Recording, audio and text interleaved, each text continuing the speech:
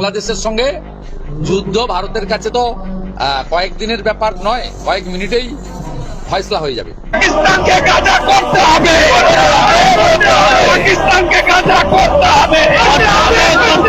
Wake up to reality. West বেঙ্গলে যে বিজেপির নেতা যে কথাটা বলেছে একেবারেই এটার কোনো মূল্য নাই।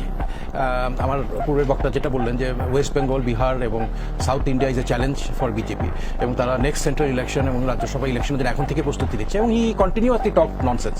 আমাদের অগাস্টের আন্দোলনের পর থেকে ওনাকে দেখেছি এবং Indians listen to him, they are happy to listen to West বেঙ্গলে যারা আছে তারা। এটা বাংলাদেশ গাজা হয়ে যাবে, it is not that easy. আমি সশস্ত্র বাহিনীর একজন অবসরপ্রাপ্ত কর্মকর্তা হিসেবে বলতে চাই যে Bangladesh has one of the most professional arm forces in this reason, in the world. We are the highest contributor two peace keeping mission.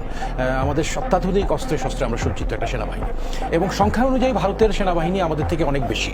But India also has many problems all around.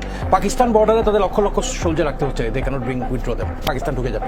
কারগিলে 3 লক্ষর বেশি, sorry এই যে কাশ্মীরে diploid আছে। China বর্ডারে বিশাল সংখ্যক ভারতীয় arm forces diploid আছে, 7 sisters আছে এবং আমাদের জন্য যে dedicated force it will be less than our total arm forces. এবং আক্রমণ করার জন্য সূত্র হচ্ছে you have to be at least 3 times larger.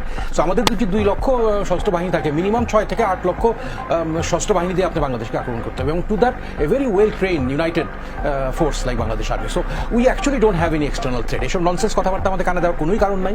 আমি দেশবাসীকে আশ্বস্ত করতে চাই যে there is no external threat. He is only saying this to take some political advantage.